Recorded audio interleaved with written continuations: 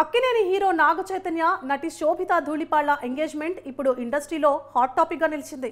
సమంతతో విడాకుల తర్వాత నాగ చైతన్య తన పర్సనల్ లైఫ్ ని చాలా గోప్యంగా ఉంచుతున్నాడు. తనకు సంబంధించి ఎలాంటి అప్డేట్ ఇవ్వడం లేదు. ఈ క్రమంలో అతడు శోభితతో రిలేషన్లో ఉన్నాడంటూ కొంతకాలంగా రూమర్స్ వినిపిస్తున్నాయి.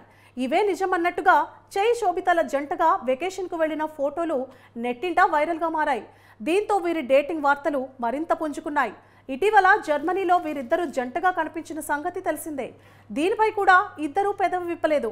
కానీ సైలెంట్గా నిశ్చితార్థానికి ముహూర్తం పెట్టుకొని ఇద్దరూ రింగులు మార్చుకున్నారు. ఆగస్టు 8, 2024న నాగ చైతన్య శోభితలు తమ రిలేషన్ అఫీషియల్ చేశారు. ఇక డేట్లో ఓ ప్రత్యేకత కూడా ఉంది.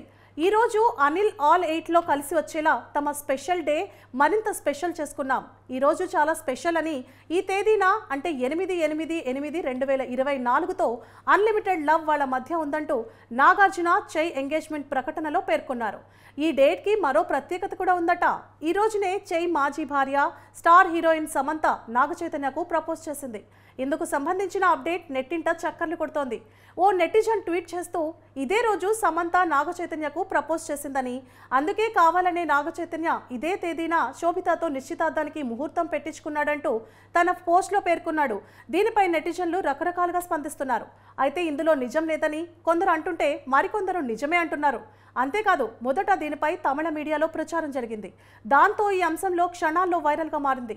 ఏదేమైనా నాగ చైతన్య శోభితతో పెళ్లికి రెడీ అవడంతో చై శామ్ ఫ్యాన్స్ నిరాశ వ్యక్తం చేస్తున్నారు. విడాకులైనా మళ్లీ వీళ్ళిద్దరూ కలవాలని ఈ మాజీ జంట ఫ్యాన్స్ ఆశపడ్డారు.